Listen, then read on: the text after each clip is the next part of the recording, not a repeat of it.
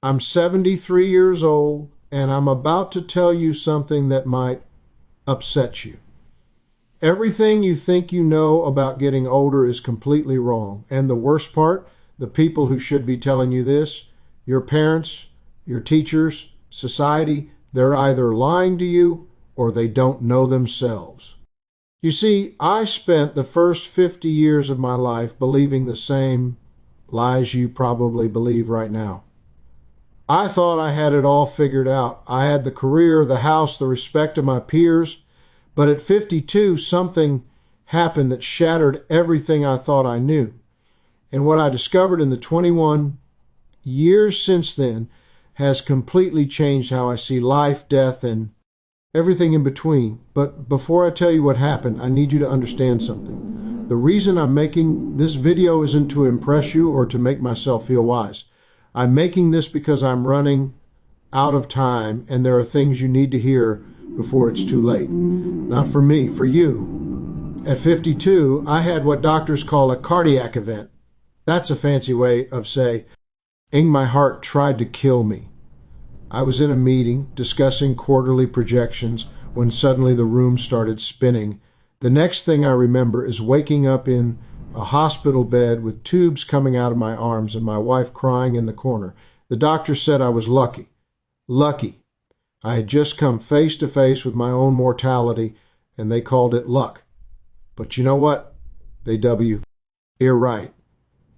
Because lying in that hospital bed with nothing to do but think, I realized something terrifying. I had been living my entire life on autopilot. I wasn't really alive. I was just going through the motions, checking boxes, trying to meet everyone else's expectations. And here's the part that haunts me to this day. If I had died that day, if my heart had stopped permanently, hat would I have left behind? A nice house, a retirement account, a collection of achievements that nobody would remember in 5 years? Let me tell you the biggest lie you're probably telling yourself right now. I have time. I'll do that later. When I'm older, I'll finally live the life I want. I see young people in their 20s, 30s, even 40s, and they're all saying the same thing. When I make more money, then I'll be happy. When I get that promotion, then I'll relax. When the kids are grown, then I'll travel. When I retire, then I'll finally do what I love. Let me save you 50 years of regret with one simple truth. That day never comes. You know why? Because the goalposts keep moving. You get the promotion and suddenly you need the next nay. Make more money and suddenly you need more money.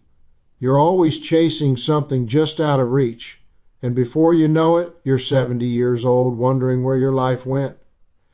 I did this. I spent 30 years climbing a ladder, only to realize when I got to the top that it was leaning against the wrong wall.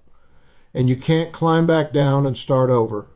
Time doesn't work that way. Here's something nobody tells you when you're young. Success is a terrible goal. And I say this as someone who achieved everything I set out to achieve. I made partner at my firm. I bought the house. I had the respect of my colleagues. And you know what? None of it mattered. You achieve your goal, and for about 48 hours, you feel amazing. Then the feeling fades. Back to baseline. Now you need a new goal, a bigger achievement, more validation. It's a hamster wheel. I had a friend who died 3 years ago at 68, worked 70-hour weeks his entire life, built a multi-million-dollar business, never took a real vacation, kept saying he'd slow down next year. Next year came and he had a stroke. At his funeral, his son said, "My fat." Her was a successful man, but I barely knew him.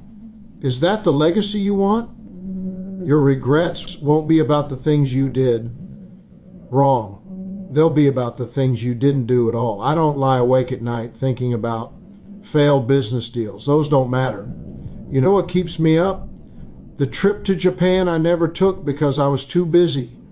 The relationship with my brother that I let deteriorate.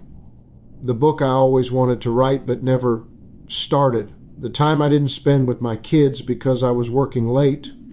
These things eat at you. the missed opportunities, the roads not taken, the love you didn't express, the risks you didn't take because you were afraid, the people you love, your parents, your siblings, your close friends.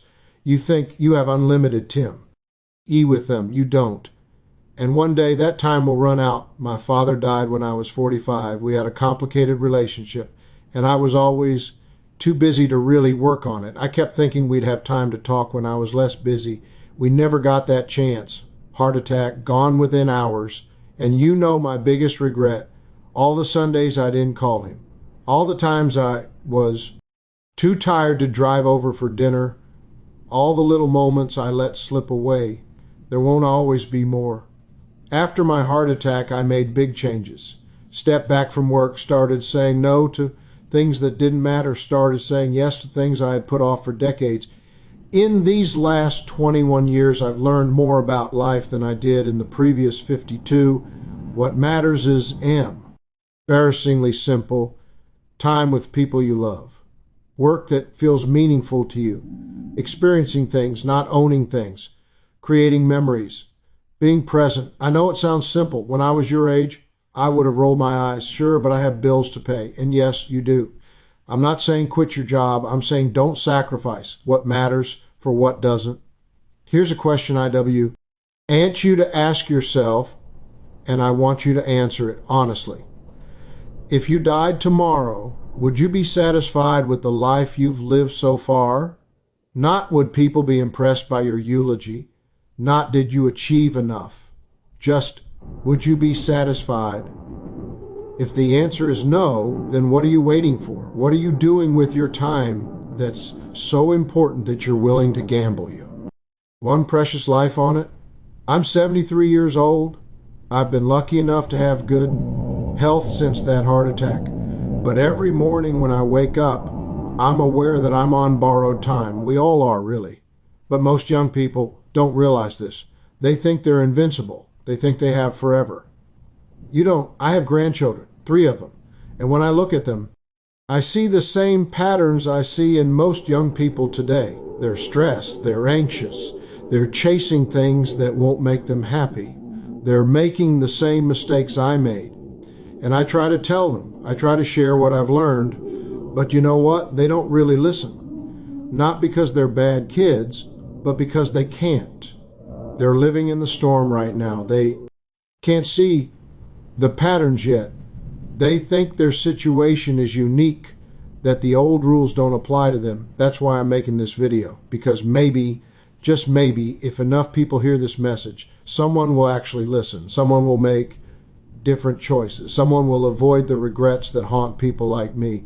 Every single day, you're getting closer to death. Nobody likes to think about this, but you don't have unlimited time. Neither do the people you love. Your parents, if they're still alive, they're getting older every day. One day, probably sooner than you think, they won't be here.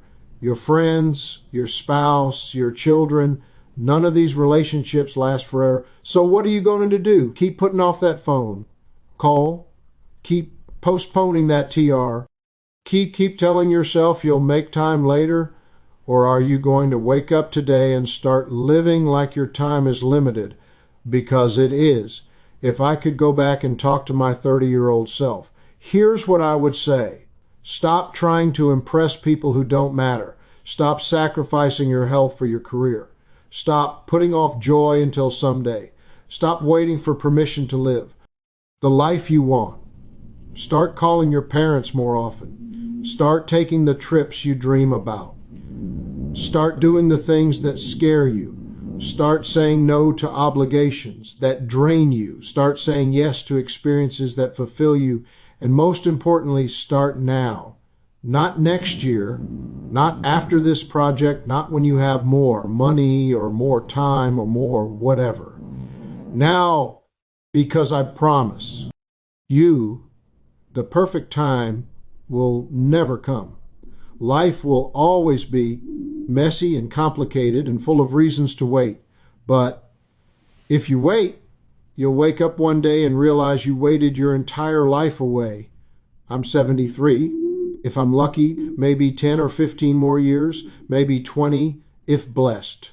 Probably less, and I'm okay with that, because these last 21 years have been the richest F my life. Not because I made more money, because I finally started living intentionally, appreciating every day, prioritizing what matters. I've traveled to places I always wanted to see, deepened relationships with my children and grandchildren, pursued hobbies I put off, forgiven people I held grudges against, said I love you countless times. I'm happier now at 73 with less time ahead than I was at 30 when I thought I had all the time in the world. That's the irony. When you understand time is limited, you start to actually live. You stop wasting it. You stop postponing joy. You start creating the right time.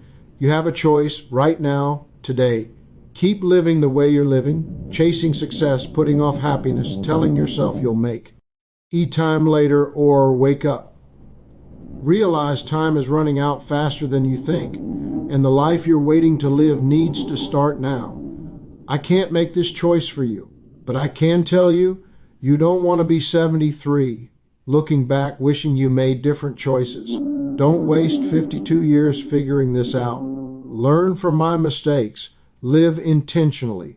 Prioritize what matters. Stop waiting for someday. Someday is today. It always has been.